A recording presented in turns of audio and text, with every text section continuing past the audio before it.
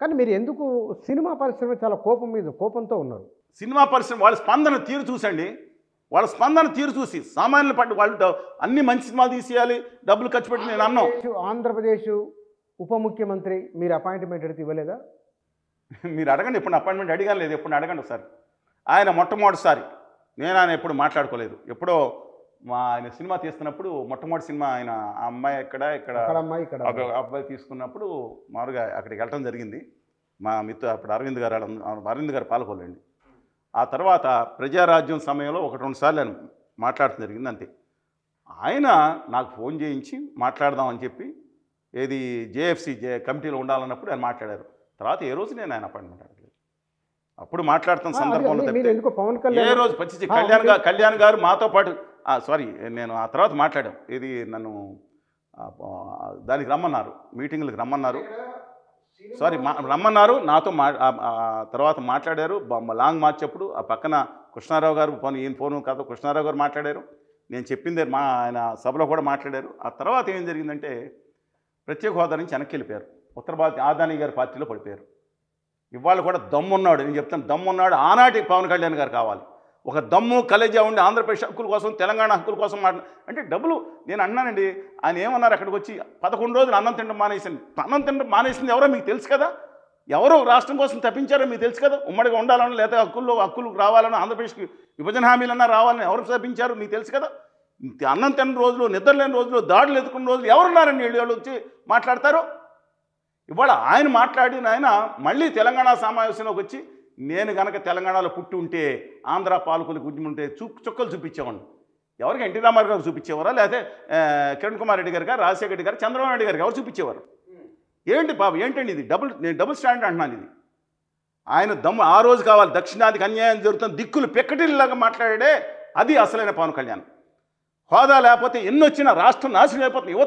యువతకు అది లేకపోతే విభజన హామీలు రాయితీలు లేకపోతే యువత ఏం చేసుకుంటాం, పంచాయతీ ఎన్ని చేసుకుంటామని అన్నాడే అది ఒరిజినల్ పవన్ కళ్యాణ్ గారు.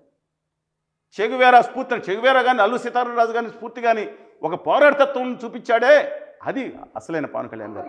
ఇవాళ ఆదాని గారి మాయలో పడిపోయిన తర్వాత పొలిటికల్ సనాతన హిందూ అని ఏమో అన్న తర్వాత చెప్తున్నాను, ఆ సనాతన హిందూగా ఆయన అభివర్ణించుకోవచ్చు. ఒక హిందూ మతంలో ఉండి హిందూ మతంగా మేము ఉంటాము, అది హిందూగానే మేము చనిపోతాం.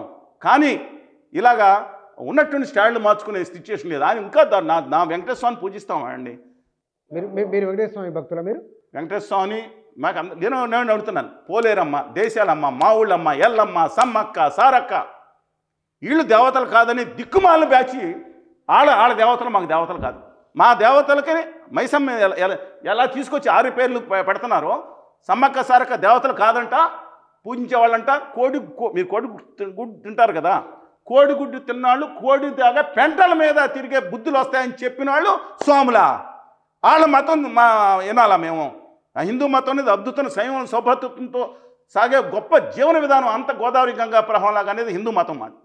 ఆ హిందూ మతం ద్వేషాలకి, దిక్కుమాల ఈ మూఢనమ్మకాలకి ఒక కులమే గొప్ప, ఒక వర్గమే గొప్ప, లేకపోతే ఒకటి తడల నుంచి పుట్టాడు, ఒకటి కాళ్ళ నుంచి పుట్టాడు అని దిక్కుమాల మనశాస్త్రం అనేది మా మతం కాదది. అది ఆర్య బ్యాచ్ ఎక్కడో యూరోపియన్ ఇండో లాంగ్వేజ్ని తీసుకొచ్చిన భాష అది. మా ద్రవిడులు, మా దేశ మూలవాసులు కాదది. ఇక్కడ ఒక సందర్భం వచ్చింది కాబట్టి బహుశా విజయవాడ పక్కన ఏదో మీటింగ్ అయితే సినిమా పాట రచయిత ఒక స్టేట్మెంట్ ఇచ్చింది. మీరు ఏదో సినిమా పాటలు రాయనిక నుంచి నేను కించపరుస్తున్నారని ఒక అనంత శ్రీరామ్ గారు. అనంత శ్రీరామ్ గారు ఆయన మా ఊరే. ఆయన మీ ఊరేనా? పాలకొల్లు చేగుండ ఎర్రామరావు గారు అన్నగారు మనవాడు అబ్బాయి. వాళ్ళ మనవాడా? అది అన్నగారు అబ్బాయి, కజిన్ వాళ్ళ అబ్బాయి. అంటే దగ్గర మీరు దగ్గర ఊరు దగ్గర పక్కలేదు. దొడ్డిపట్నం పాలకొల్లు. వాళ్ళ నాన్నగారు సత్యనారాయణ గారని ఛాంబర్స్ కాలేజ్ ప్రిన్సిపల్ చేశారు, తెలుసు నాకు పరిచయం. కానీ ఏం చేస్తాం, కొంతమంది ఆదాని గారు ఉత్తర భారతీయ ప్రభావంలో పడిపోయినప్పుడు ఆయన మాట్లాడుతున్నారు. ద్రావిడ ధర్మము, ద్రావిడులు ఏంటి, లేదా తెలుగు జాతి గొప్పదనం ఏంటి, ఏ రోజు గట్టిగా ఆయన మాట్లాడిన వ్యక్తి మాకు ఆర్ష ధర్మం, ఇండో యూరోపియన్ లాంగ్వేజ్ యొక్క గొప్పదనం అని చెప్పుకోవచ్చు.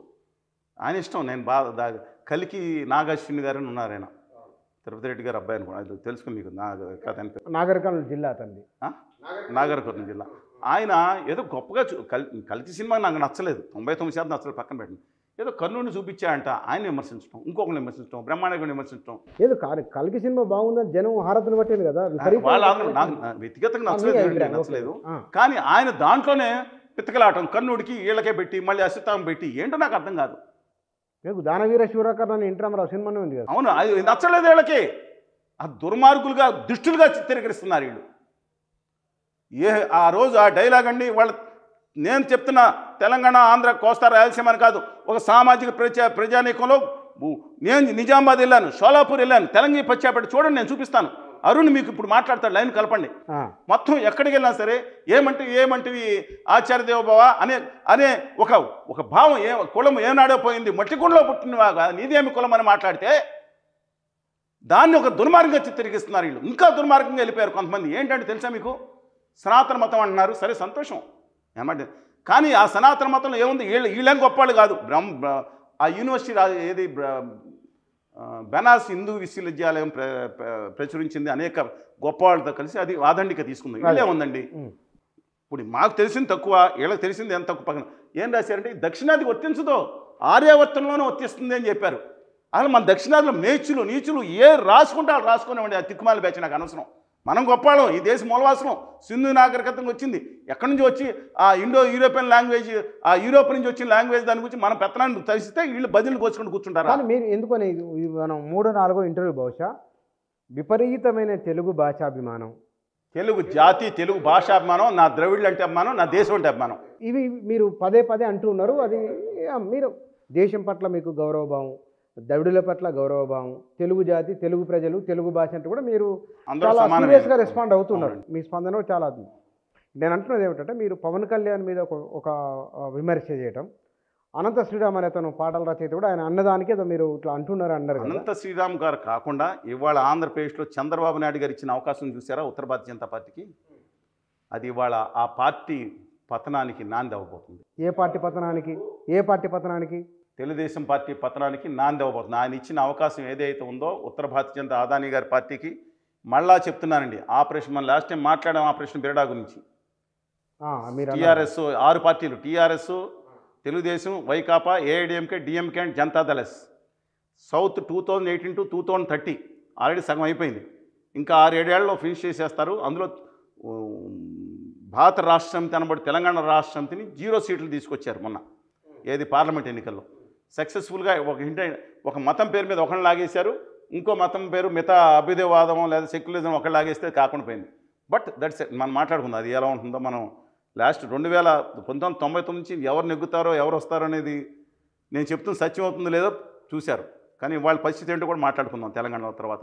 కానీ వాళ్ళు చెప్తున్నానండి, యు సీన్ నెంబర్ ఆఫ్, నేను కాదు మీరు కూడా చూశారు, ఇది గమనంలోకి పరిగణలోకి తీసుకోమని చెప్పి కోరుతున్నాను.